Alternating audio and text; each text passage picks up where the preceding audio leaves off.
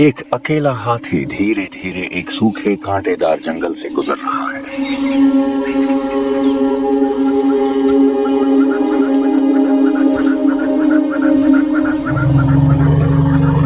हाथी lower ज़ैम्बीज़ी national park की पहचान बन चुके हैं।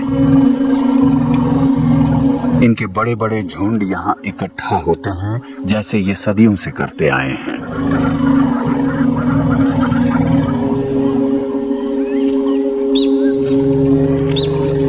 पानी की लगातार मौजूदगी और भरपूर खाना उनके लिए इस जगह को एक पनाहगाह बना देता है। आज सुबह ये अकेला नर हाथी पेड़ों की ऊंचाई पर लगे पत्ते खाने के लिए निकला है, अगर वो उन तक पहुंच पाए।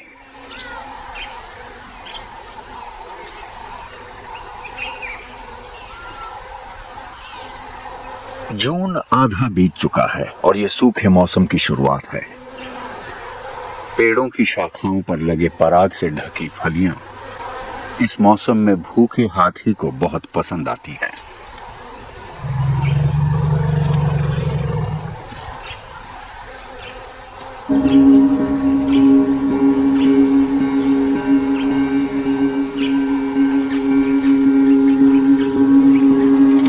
वो अपनी लचीली सूंड से ऊंची शाखाओं को पकड़ के खींचता है।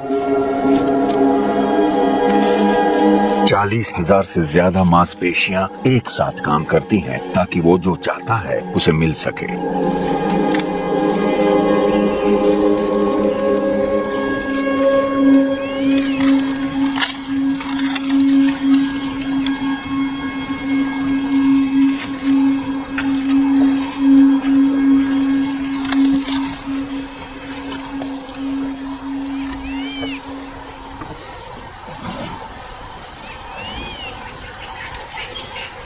ये हाथी जिस जगह रहता है वो अफ्रीका के सबसे खूबसूरत पार्क्स में से एक है।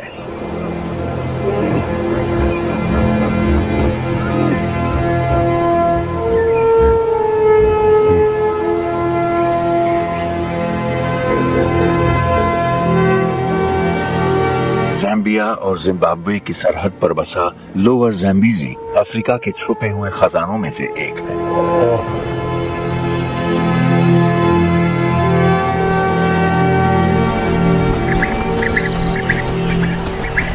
यहाँ हर तरफ जीवन पनपता है।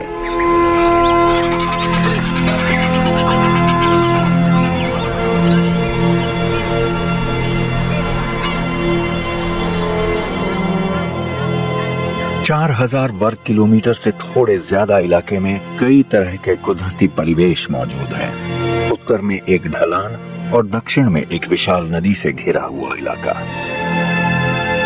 कांटेदार झाड़ियां, मैदान, घने जंगल और नदी के बीच बने टापू सब एक दूसरे के बहुत करीब हैं। सूखे कांटेदार पेड़ नदी के किनारे दलदली जमीन और रेतीले टापुओं में फैल गए हैं, जिनकी छांव में कई जानवरों को खाना और पनाह मिलती है।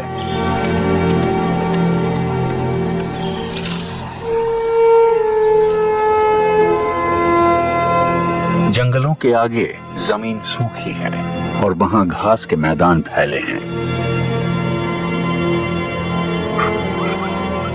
यहाँ घास खाने वाले जानवर जमा होते हैं और उनके पीछे शिकारी आते हैं।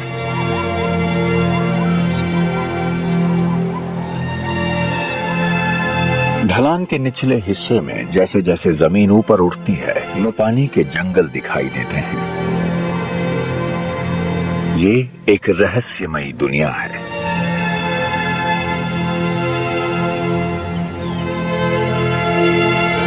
इन अलग अलग इलाकों के बीच से होकर ज़ैम्बीज़ी नदी बहती है। पानी की धाराओं और टापुओं का एक जाल जो इस पार्क की जिंदगी की डोर है।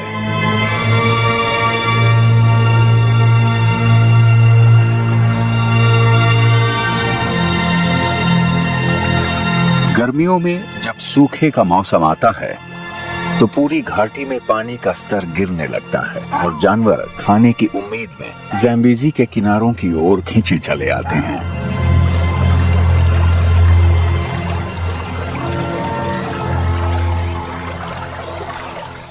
नर हाथी नदी के किनारों पर जमा हो रहे हैं। उन्हें बच्चों या मादा हाथियों की जिम्मेदारी की कोई फिक्र नहीं होती। जब वो साथी नहीं ढूंढ रहे होते तो अक्सर साथ सफर करते हैं। आज सुबह नदी की तरफ जाना इस भूखी टोली के लिए एक मौका है। ज़ैम्बीज़ी के टापुओं पर उग आई नरम घास इन हाथियों को बहुत पसंद है।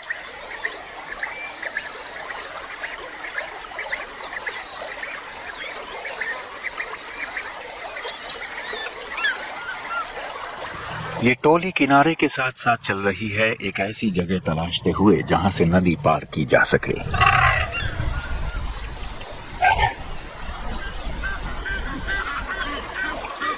एक जवान नर आगे बढ़ता है और हवा को सूंघता है। वो पानी में उतरने के लिए तैयार नहीं दिखता।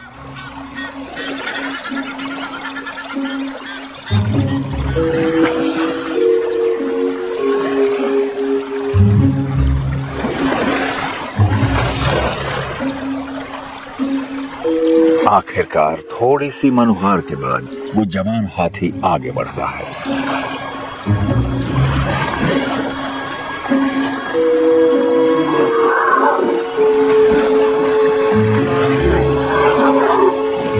लेकिन ऐसा लगता है कि उसे नहीं पता कहां जाना है। अक्सर समझदार और उम्रदराज हाथी जवानों को पहले पानी में भेजते हैं।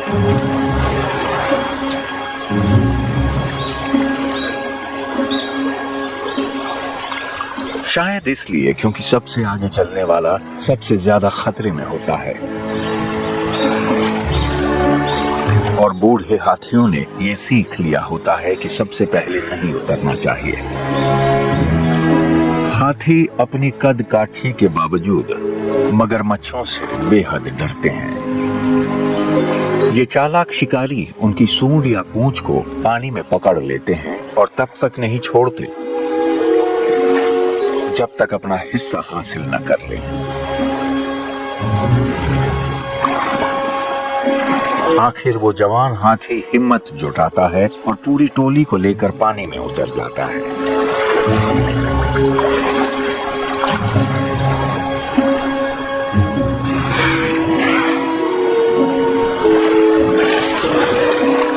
लेकिन गहरा पानी उनके लिए सबसे बड़ी चुनौती नहीं है। टापुओं की उथली जगहों पर हाथी सबसे ज्यादा असुरक्षित होते हैं।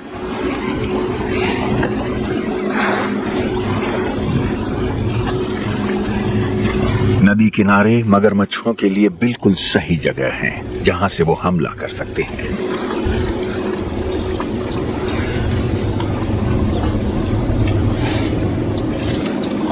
हाथी एहतियात से आगे बढ़ते हैं, अपनी सूंड और पूंछ ऊपर उठाए हुए।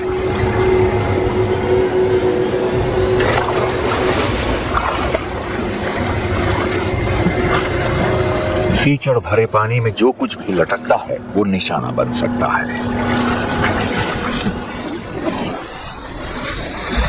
इस बार सभी हाथी सुरक्षित पार कर जाते हैं।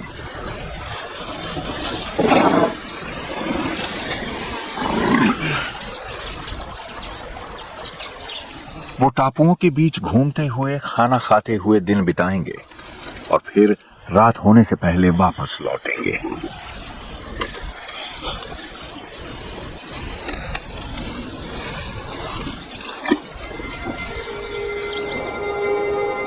नदी से दूर घास के मैदानों में एक परिवार के लिए खाना ढूंढना अब जिंदगी और मौत का सवाल बन चुका है।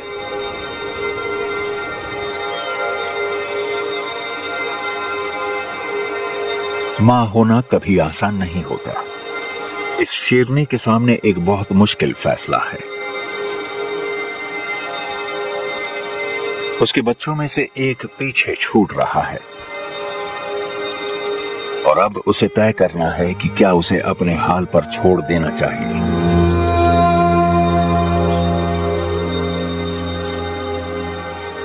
वो तब घायल हो गया था जब दो वयस्क नर शेर उसकी मां के इलाके में घुस आए और बच्चों को मारने की कोशिश की ताकि वो उससे मिलन कर सकें। वो सिर्फ इसलिए बचा क्योंकि उसकी मां ने हार मानने के बजाय अपने बच्चों को लेकर वहां से भाग जाना बेहतर समझा। अब ये परिवार पूरी तरह अलग थलग है, बेहद दुबला और भूख से बेहाल, क्योंकि वो जवान नर साथ नहीं चल पा रहा। सफर धीमा हो गया है और शिकार करना भी मुश्किल साबित हो रहा है। 6 महीने से ज्यादा उम्र के बच्चों के लिए शेरनियां आमतौर पर अपनी चाल धीमी नहीं करती। जो बच्चे साथ नहीं चल पाते उन्हें अक्सर पीछे छोड़ दिया जाता है।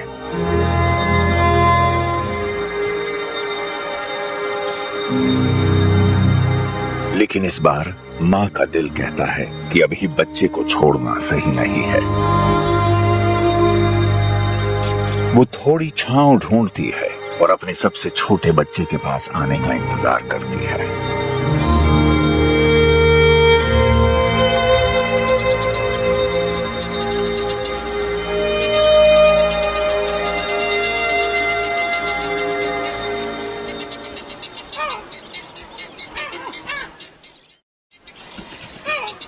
जैसे जैसे लोअर ज़ैम्बीज़ी में दोपहर का वक्त खत्म हो रहा है, जानवरों की हलचल तेज हो रही है। सूरज ढलने से पहले की ठंडी घड़ियां गर्मी से राहत देती हैं। ये मैदानों का सबसे व्यस्त वक्त होता है जब घास खाने वाले जानवर जंगलों से निकलकर खाना ढूंढने आते हैं। ज़ेब्रास, इम्पाला, बबून्स और वाटरबक सब जोश के साथ मैदान की तरफ बढ़ रहे हैं।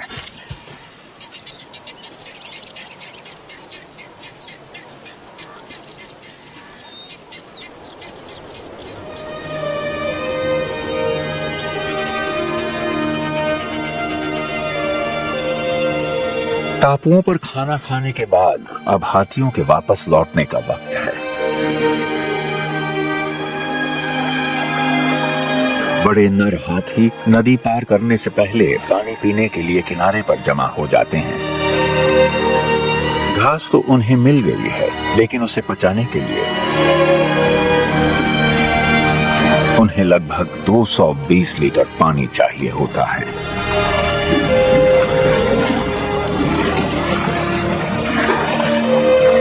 एक एक कर हाथी नदी में उतरते हैं और तेजी से उस पार जाते हैं।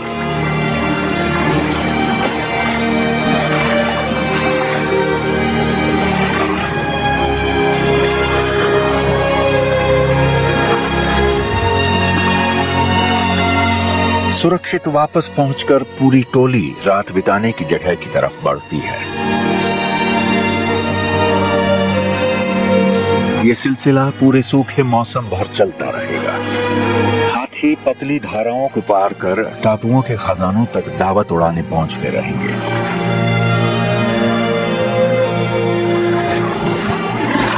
लेकिन बारिश के मौसम में जब नदी का पानी बढ़कर पार्क के अंदर तक फैल जाता है, तो लोअर ज़ैम्बीज़ी के हाथी बहुत दूर दूर तक बिखर जाते हैं, यहां तक कि ढलान वाले इलाकों तक चले जाते हैं।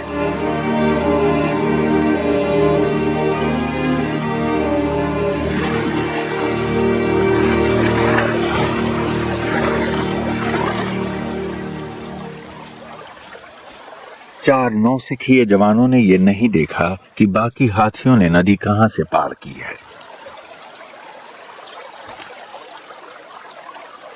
सूरज डूब रहा है। मजबूरी में उन्हें एक गहरी धारा में उतरना पड़ रहा है ताकि रात होने से पहले उस पार पहुंच सकें।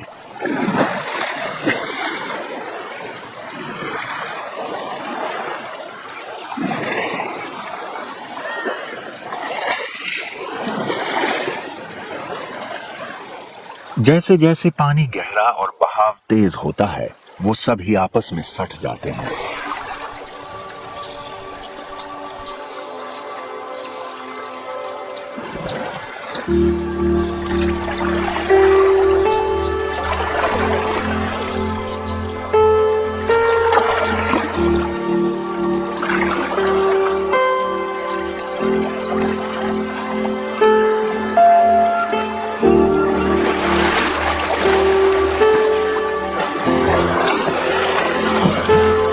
जब उनके पैर मजबूती से टिक जाते हैं और पानी में मगरमच्छ की गंध नहीं आती तो वो थोड़ा सहज हो जाते हैं।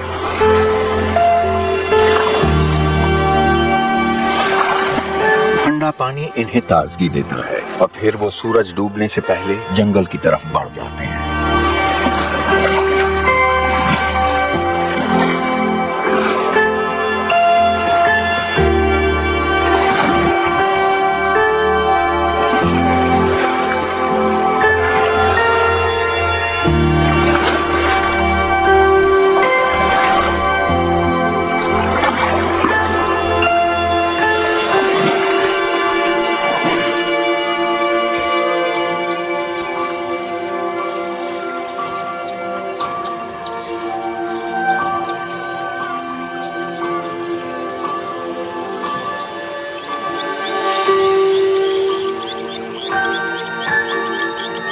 आखिरी हाथियों के सुरक्षित लौट जाने के बाद नदी के टापू एक बार फिर से शांत हो जाते हैं।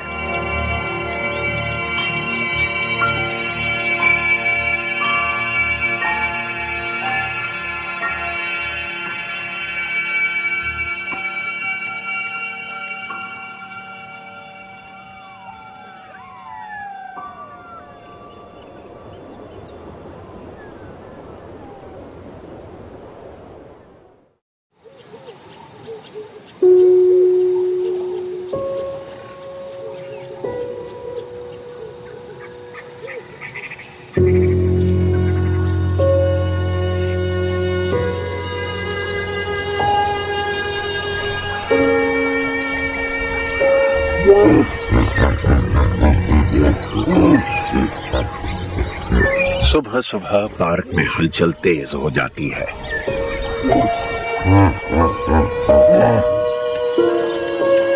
मैदानों में रहने वाले घास खाने वाले जानवर सुबह की हल्की धूप और ठंडी हवा का पूरा फायदा उठाते हैं।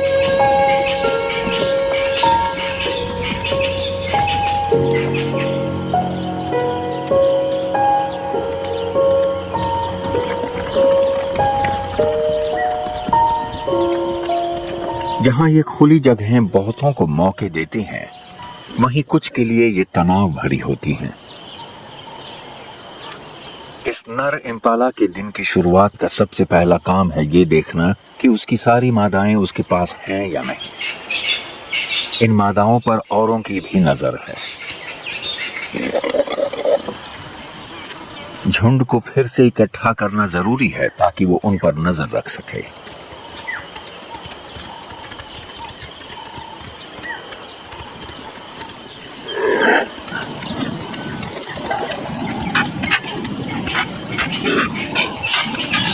ऐसा लग रहा है कि कुछ मादाओं को मनाना बाकियों से ज्यादा मुश्किल है।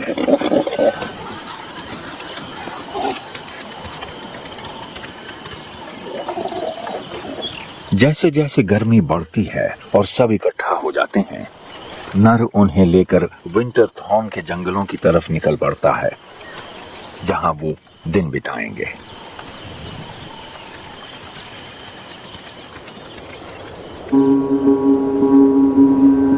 उसका उन्हें छांव में ले जाना समझदारी भरा फैसला है।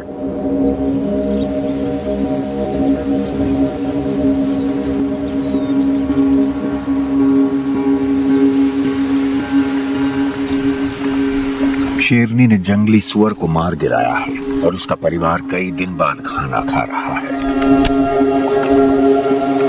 नौजवान शेर अब काफी बड़े हो चुके हैं और इतना खाना उन्हें लंबे वक्त तक जिंदा रखने के लिए काफी नहीं होगा।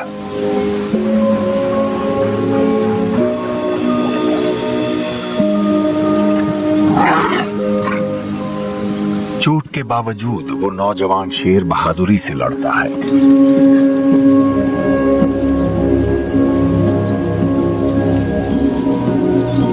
और ये सुनिश्चित करता है कि उसे खाना मिले।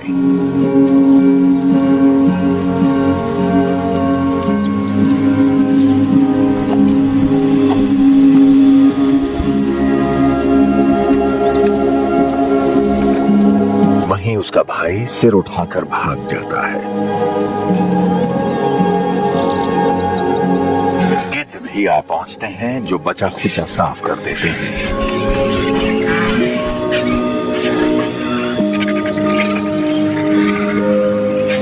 और शेर छांव में आराम करने चले जाते हैं।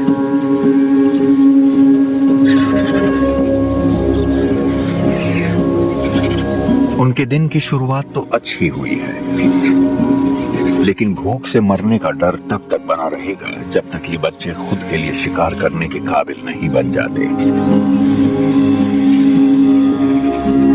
और ये ऐसा काम नहीं है जो एक दिन में हो जाएगा। शिकार एक कला है, इसमें अभ्यास लगता है और इसे सीखने के लिए बच्चों को अपनी माँ को ध्यान से देखना और समझना होगा, खुद शिकार करने के काबिल हो जाने तक।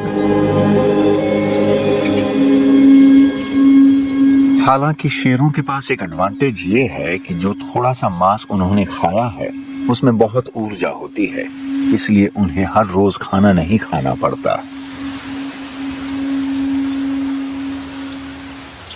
लेकिन पार्क में रहने वाले शाकाहारी जानवरों को रोज खाना जरूरी है।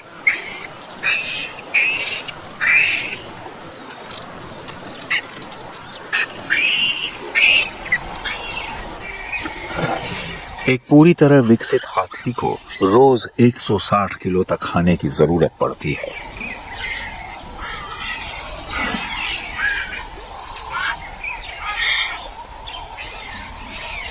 ये झुंड विंटरथॉर्न के जंगल से गुजरता है और हाथी उन पेड़ों के बीच बौने लगते हैं।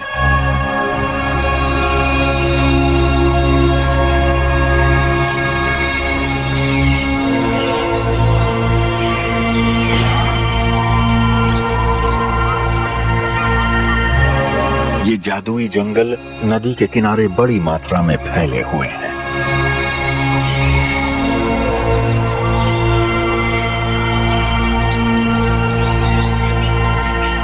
विंटरथॉर्न पेड़ गीली जमीन में फलते फूलते हैं, इसलिए लोअर ज़ैम्बेज़ी के किनारे इनके लिए एकदम सही जगह है।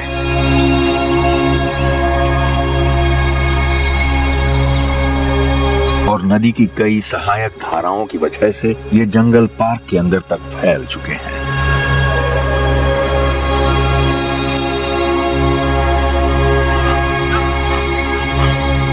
इस वजह से यहाँ अहम वाइल्ड लाइफ कॉरिडोर्स बनते हैं।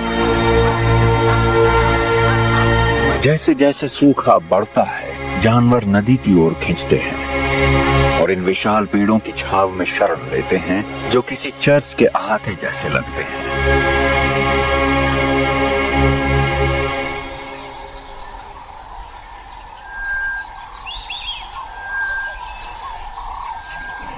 अपने भारी भरकम शरीर के बावजूद हाथी बहुत धीरे और शांति से चलते हैं। पेड़ों के बीच पहुंचकर वो एक दूसरे से गंध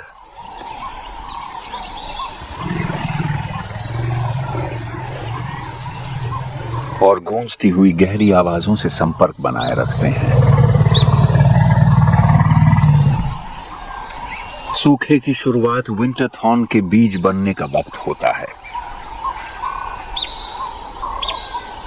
ये पेड़ रसीले पोलन से ढके हुए पॉड्स देते हैं, लेकिन ये 30 मीटर ऊपर होते हैं और इन तक पहुंचना मुश्किल होता है।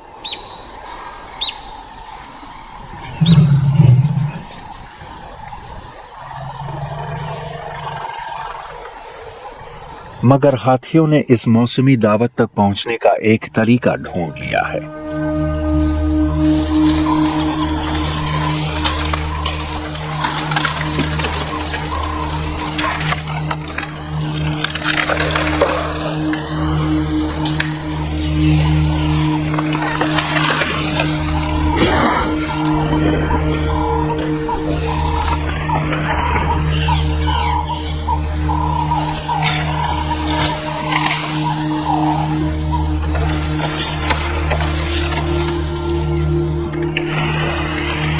अगर जरूरत पड़े तो हाथी अपनी ताकत का जबरदस्त प्रदर्शन कर सकते हैं।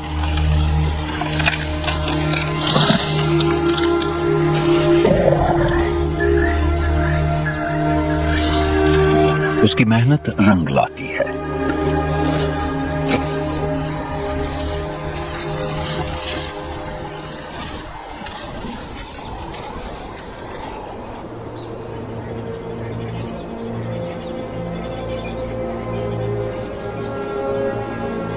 विंटरथॉर्न जंगल के किनारे जहां पेड़ों के बीच की दूरी बढ़ने लगती है, वहां रोशनी ज्यादा आती है, जिससे ज्यादा घास उगती है।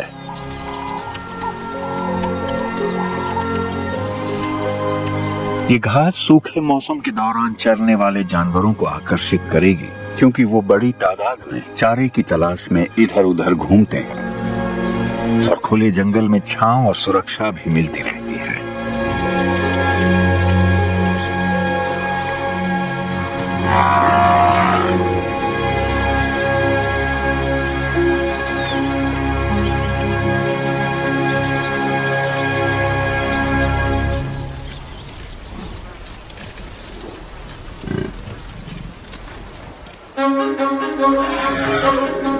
हाथियों के एक झुंड ने पूरा दिन घने मोपानी जंगल के इलाके में अपने बच्चों को खाना खिलाने और पनाह देने में बिताया, जो कि ढलान की सरहद पर है। जैसे जैसे सूखा बढ़ेगा, झुंड की चाल बदलनी पड़ेगी। वो ज्यादा से ज्यादा वक्त नदी के पास बिताएंगे, ताकि अपने बढ़ते हुए परिवार के लिए खाना और पानी खोज सकें।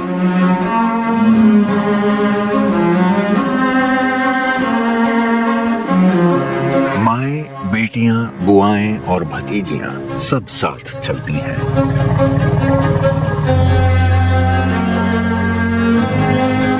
जैसे जैसे दोपहर की परछाइयां घाटी पर फैलती हैं, हाथी मैदान पार करके विंटरथॉर्न की पनाह में पहुंचते हैं। वो अपनी मुखिया यानी सबसे उम्र दराज और समझदार मादा पर निर्भर है।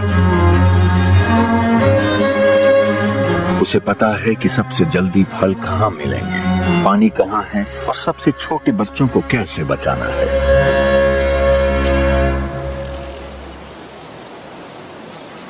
जहां मादाएं होती हैं, वहां नर भी पीछे पीछे चले आते हैं। एक उम्मीद से भरा नर चुपचाप झुंड के पीछे चलता है और सब्र के साथ सही वक्त का इंतजार करता है, जब तक कोई मिलन के लिए राजी ना हो जाए।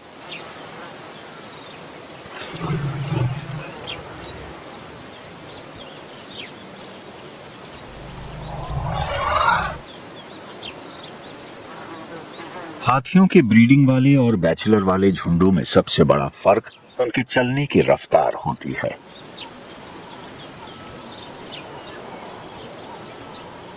परिवार जब विंटरथॉर्न में घुसता है तो एक पल को भी नहीं रुकता, और ये रफ्तार उसकी मादा मुखिया तय करती है।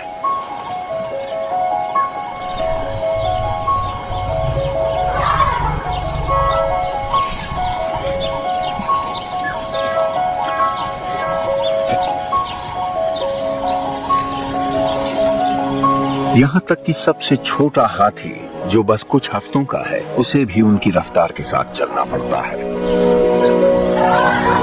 मादा मुखिया के पास तेजी से चलने की अपनी वजह है। एक शेरों का झुंड आराम से किसी छोटे हाथी को गिरा सकता है, इसलिए वो तब ही रुकेगी जब उन्हें खाना, पानी या छांव मिल जाए। और विंटरथॉर्न का जंगल ये तीनों चीजें देता है।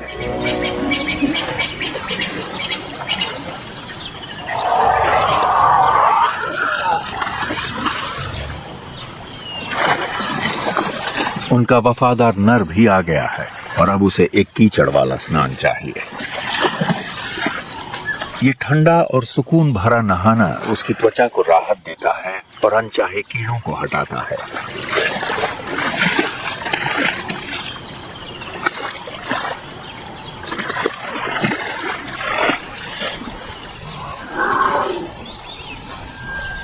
पेड़ों की पनाह में अब हाथी आराम करते हैं और खाना शुरू करते हैं,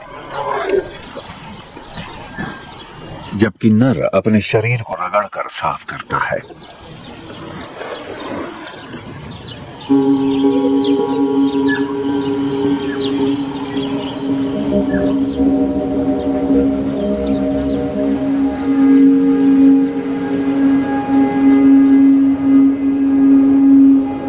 जैसे जैसे लोअर ज़ैम्बीज़ी में सूरज ढलता है, पार्क के सबसे शानदार नजारों में से एक देखने को मिलता है।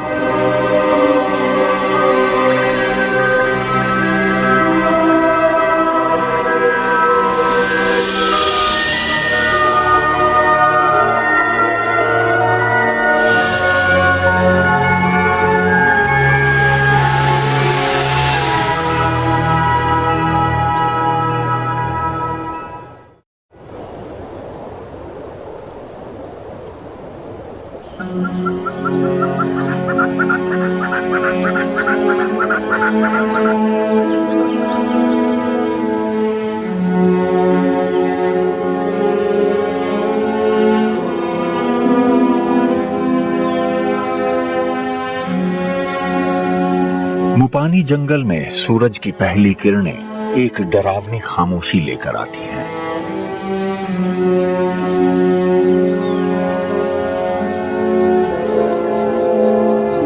ये पेड़ ज़ैम्बीज़ी की ढलान के नीचे उगते हैं और नदी से सबसे दूर होते हैं।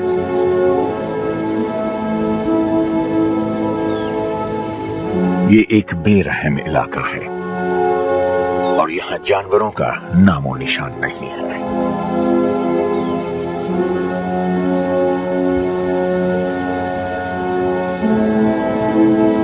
ये विंटरथॉर्न के जंगलों जैसा नहीं है जहां बाढ़ के मैदान होते हैं। यहाँ की जमीन बिल्कुल सूखी है और यहाँ मौसम बदलने का कोई खास असर नहीं होता।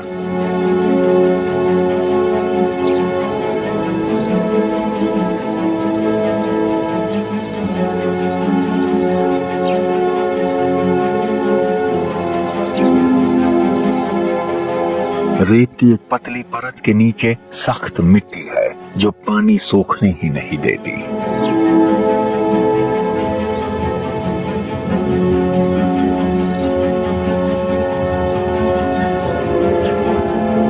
सूखे मौसम के लिए खुद को ढाल चुके मोपानी पेड़ इन हालात में भी बढ़ते हैं, लेकिन इनके अलावा यहाँ और कोई हरियाली नहीं होती और जानवर भी कम ही होते हैं। लेकिन जानवरों के दूर रहने की असली वजह पानी नहीं, बल्कि ये पेड़ खुद हैं।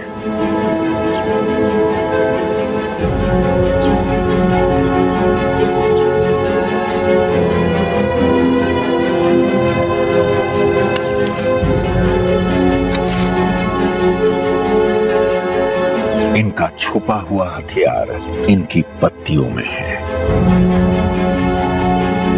ये फेफड़ों जैसी पत्तियां जंगल को जिंदगी देती हैं और उसकी हिफाजत भी करती हैं। जब कोई जानवर मोपानी पेड़ की इन पत्तियों को खाने लगता है तो ये एक जहरीला रसायन छोड़ते हैं जो उसे परेशान कर देता है और वो पीछे हट जाता है। साथ के पेड़ भी वही जहर छोड़ते हैं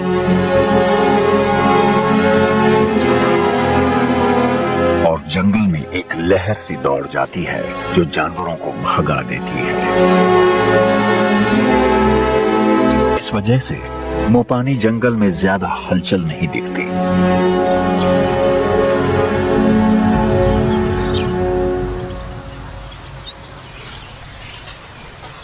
एक जानवर है जो हिम्मत करके इनमें घुसता है, वो है हाथी।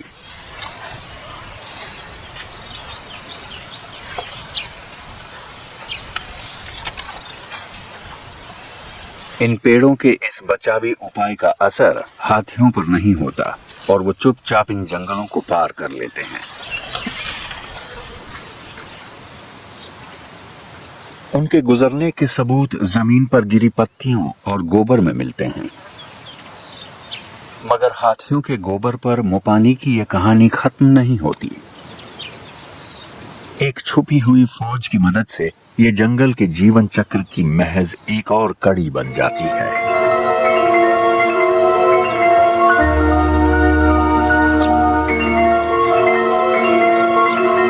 जरा पास जाकर देखें तो पता चलता है कि ये जमीन जीवन से भरपूर है।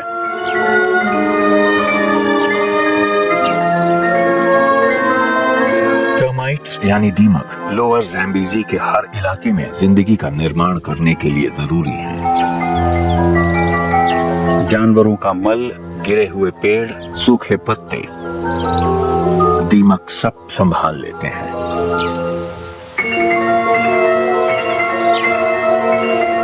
ये छोटे कीड़े मरी हुई चीजों को मिट्टी में बदल देते हैं। इससे मिट्टी में पोषक तत्व और पानी को सोखने की ताकत बढ़ती है और नई हरियाली पैदा होती है। कुछ वक्त बाद ये गोबर उसी जंगल को फिर से उगाने में मदद करेगा जहां से ये आया था।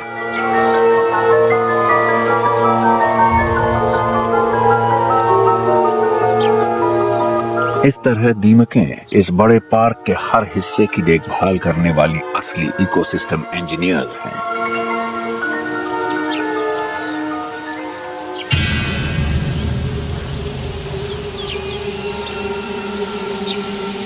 जंगल की जमीन पर एक हलचल शुरू हो रही है। सैनिक आगे बढ़ रहे हैं। मैटाबेली चींटियों का एक दस्ता दीमकों के घर पर हमला करता है और वहां अफरा तफरी मचा देता है।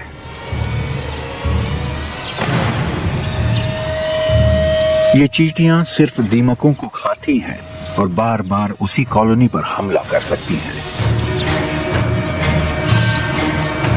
छोटी चींटियां जमीन के नीचे जाती हैं और दीमकों को बाहर निकालती हैं और बड़ी चींटियां बाहर इंतजार करती हैं। अपने तेज और धारदार जबड़ों से बड़ी चींटियां भागती हुई दीमकों को एक ही बार में काट गिराती हैं। ये बेरहम सैनिक जो मिल जाए समेटते हैं और अपने घर लौट जाते हैं। ये हमला जितनी तेजी से शुरू हुआ था उतनी ही जल्दी खत्म भी हो गया। इतनी मारकाट के बावजूद दीमकों पर इसका कोई खास असर नहीं पड़ता। दीमकों की कॉलोनियों की तादाद चींटियों की तादाद से 10 गुना ज्यादा होती है। इससे एक ऐसी साइकिल शुरू होती है जिसमें शिकारी लगातार अपने शिकार का पीछा करते रहते हैं।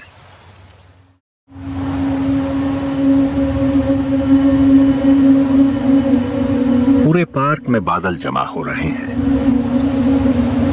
ये उम्मीद बहुत जगाते हैं लेकिन बरसते बहुत कम है। अब सूखा पूरी तरह से आ चुका है और महीनों तक बारिश नहीं होगी। मुख्य नदी से दूर जो तालाब और नाले हैं वो सूख रहे हैं क्योंकि जो बाढ़ का पानी उन्हें भरता था अब उतर चुका है। जो जानवर आजाद हैं वो पानी के साथ साथ चले जाते हैं, बाकी पीछे फंसे रह जाते हैं। ये कैटफिश मुमकिन है शिकारियों का शिकार बन जाएं, जैसे कि फिश ईगल या तेंदुआ। लेकिन अगर ये बच गईं और खुद को गीला रख पाएं तो अगले कुछ महीनों तक जिंदा रह सकती हैं, जब तक फिर से बारिश न लौटे और पानी न बढ़े।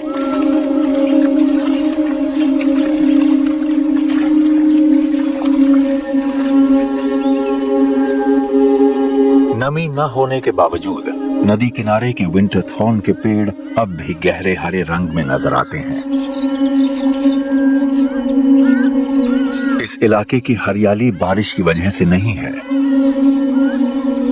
हकीकत यह है कि यह ज़ाम्बिया का सबसे सूखा इकोलॉजिकल इलाका है। इसे जो ताकत मिलती है वो सीधे नदी से मिलती है। किनारों पर जो मिट्टी है वो नदी के बाढ़ के पानी से आई नमी और पोषक तत्वों को लंबे वक्त तक थामे रहती है, जिससे पौधों को बढ़ने का मौका मिलता है। ज़ैम्बीज़ी नदी कभी बहना नहीं छोड़ती, लेकिन उसकी शाखाएं तेजी से सूखती जा रही हैं। पार्क के दूर दराज के हिस्सों में अब जानवर पानी की तलाश में एक ही दिशा में बढ़ने लगे हैं। भैंसों का एक झुंड मैदान छोड़कर नदी की तरफ बढ़ रहा है। कुछ गिने चुने बचे हुए तालाबों में से एक उन्हें रास्ते में थोड़ा आराम और पानी देता है।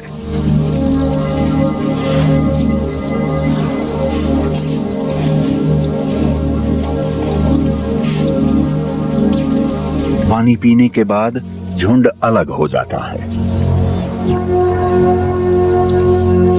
मादाएं और बच्चे छोटे छोटे समूहों में बंटकर खाना ढूंढने लगते हैं।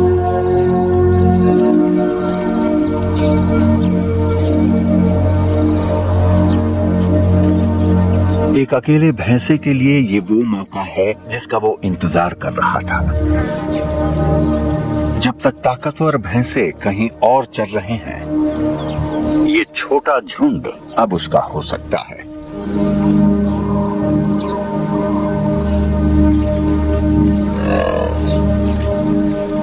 एक नौजवान नर डरते डरते करीब आता है और जल्द ही समझ जाता है कि वो नए आने वाले से नहीं जीत पाएगा।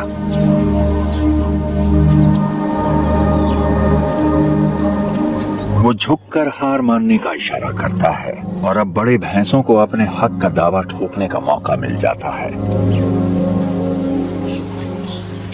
पहला इम्तिहान पास करने के बाद वो झुंड के बीचों बीच अपनी जगह बना लेता है। उसने मिलन करने और अपना वंश आगे बढ़ाने का मौका खुद हासिल कर लिया है। कम से कम तब तक जब तक ताकतवर भैंसे लौट कर नहीं आते और झुंड फिर से इकट्ठा नहीं होता।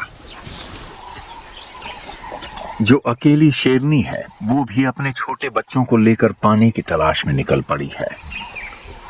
भैंसों की तरह ही उन्होंने भी मैदान छोड़कर नदी की ओर रुख किया है। घायल बच्चा अभी भी चल पा रहा है, हालांकि उसके पैर अब भी पूरी तरह ठीक नहीं हुए।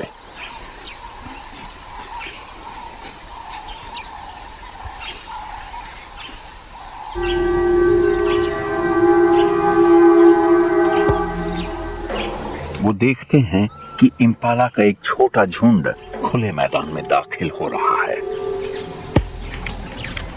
नर इम्पाला अपनी मादाओं को छोड़कर पानी पीने के लिए आगे बढ़ता है।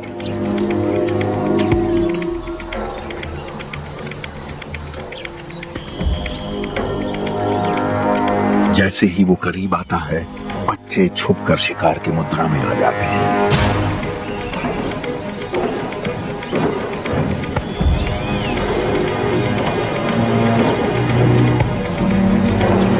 ये पहली बार है जब बच्चों ने किसी शिकार को देखकर ये हरकत की है।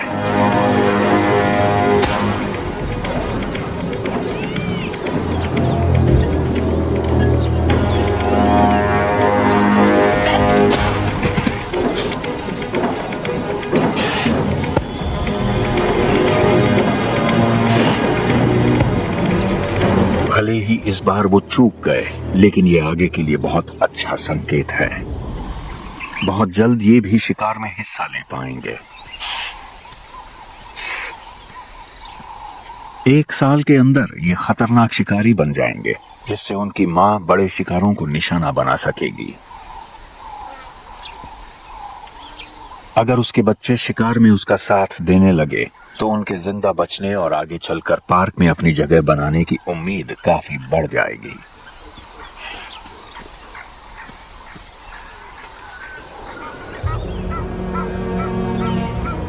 लोअर ज़ैम्बेज़ी दशकों तक ज़ैम्बिया के बाहर के लोगों के लिए अनजाना ही रहा, लेकिन अब आधुनिक दुनिया का दबाव उस तक पहुंचने लगा है। हाथी दांत, गैंडे के सींग, जानवरों की खाल और बुशमीट की मांग जैसे खतरों से पूरा महाद्वीप जूझ रहा है, और ये पार्क के सबसे मशहूर जानवरों के लिए अच्छा संकेत नहीं है। 2013 में ज़ाम्बिया उन 20 देशों में से एक था जो ग्रेट एलिफेंट सेंसस का हिस्सा बने। ये पिछले 40 सालों में ऐसा पहला सर्वे था। हवाई सर्वे ने देश के 22,000 वर्ग किलोमीटर हिस्से को कवर किया।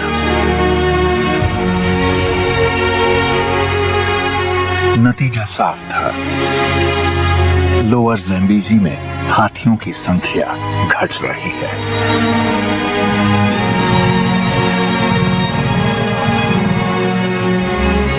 हालांकि सबसे बड़ा खतरा पार्क और उसके जानवरों को इंसानों से ही है, लेकिन उन्हीं इंसानों पर इसकी हिफाजत भी टिकी हुई है।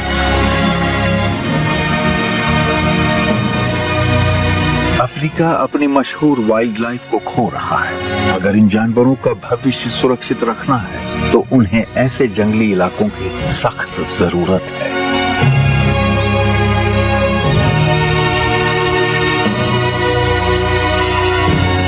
ग्रेट पार्क्स ऑफ अफ्रीका न केवल इस संघर्ष के प्रतीक हैं, वे अंतिम समाधान हैं और उन्हें संरक्षित किया जाना चाहिए।